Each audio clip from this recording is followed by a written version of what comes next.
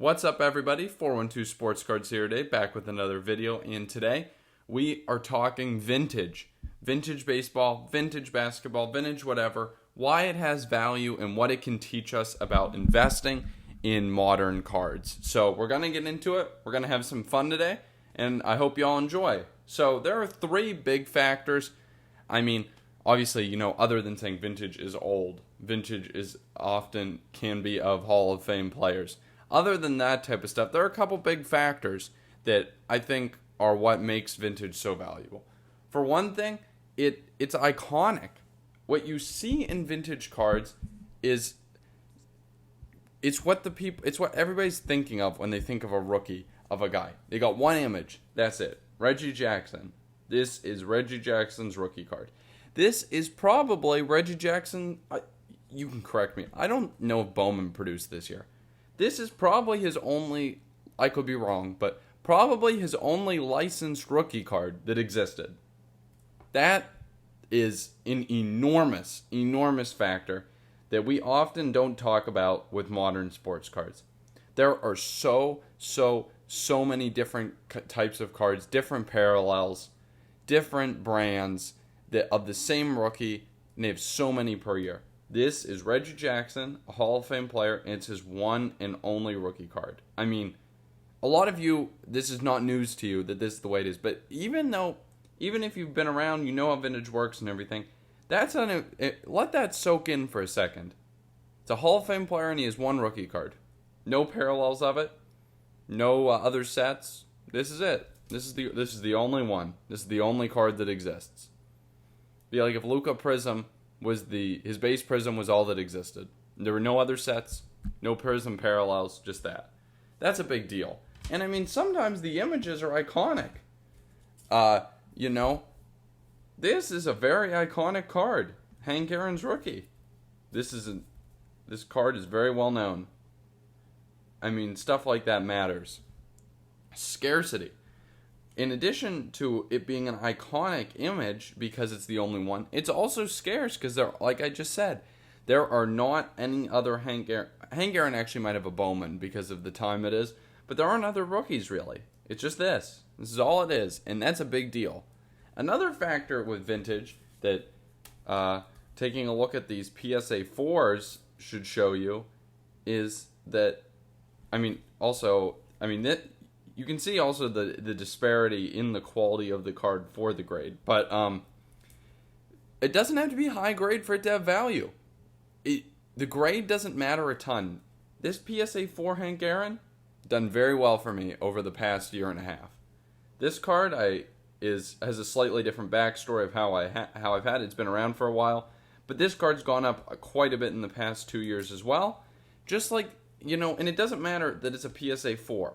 That's okay. They still go up in value. The 1986 Jordan in low grades has gone up in value quite a bit. You could be buying PSA 4s of that, and they've gone up a pretty good amount. No matter what you have, it has the ability to go up in price. People still want it, even if it's in low grade. So, that said, big conditions can boom. Jordan rookie PSA 10's gone nuts. High grades of this Hank Aaron as well. That stuff does go up at a higher percentage, but you don't have to worry, because if your budget can't afford that, you can buy a nice card like this PSA 4, and you can be plenty happy with it and know that it'll appreciate if the vintage card market as a whole, if the high ones go up, this stuff is going to be able to start increasing in price too. So we're going to move to the modern market now, but drop a like, drop a sub if you haven't yet. I appreciate all your support. It helps out my channel, and thank you so much for all the support you show. So what are the lessons that we can learn? Talk about that iconic factor. It runs counter to a lot of what I preach on this channel. A lot of what I preach, hunting for value.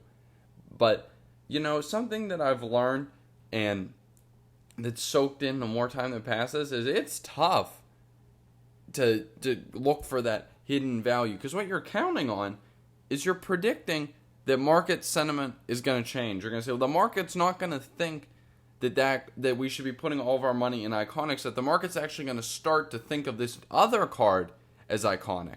That's what I thought with my 1985, I believe it was, Nike Jordan promo. That has not happened. It can be scary to pay a premium for iconic, But your card being something that readily comes to the mind of the investor and the collector is huge. That means that's where the money's going to go when they start to get interested in investing in that player. Your card's going to be right at the forefront of where the money's going to go. You might be wondering about the risk. What if it's not iconic anymore? What if time passes and it's not iconic? Unlike with vintage baseball, where like this is literally the Hank Aaron rookie, there are not other Hank Aaron rookies. This is it. As time passes, there is a risk, right? There's a potential fear that maybe what's iconic changes. But it takes so much to change market sentiment. And I used to worry about this before I paid up for like a Prism parallel or something like that. I used to worry about this stuff, but I don't worry about that much anymore. It takes so much to change market sentiment. Especially when you think about how many people have come in to the market in the past 2 years and know and have accepted as true the way the market thinks right now in terms of what cards are iconic. That is going to be very hard to change. That's a lot of minds that you have to change. It's worth paying up to get what the people want. If you're investing, I heard it said on a podcast, if you want to collect, buy what you want. If you want to invest, buy what other people want. I think it may have been Jeff Wilson, sports card investor, who said that. But it rings true. And that's why iconic factor is worth it. Might have been a little long-winded there.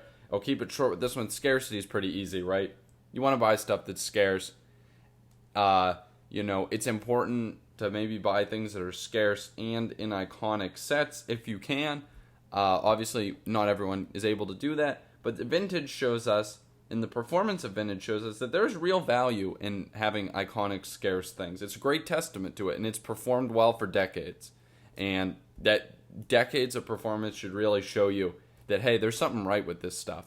And what can we learn from vintage that we can take to modern and help us do well in this newer frontiers? What can we learn from this more established performance of these cards? Next up is condition. Everyone knows that PSA 10 is the thing that you want in today's market. But vintage and what the lessons of these cards have taught us is that, you know what? If all you can afford is a PSA 8, but that card checks the boxes of being iconic, checks the box of being scarce, it doesn't matter. If you check the other boxes, don't be afraid to buy lower grades. Those lower grades are going to see price increases too. Granted, it might not be as much as the top end of condition is, but just because you're buying a lower condition card, that doesn't mean you're not going to see the gains from that card being iconic, that card being scarce, that card being something that people want. People are going to want it no matter the grade. You're going to see the prices go up if that card as a whole is going up in the higher grades too. Anyways, I thought this was a fun exercise.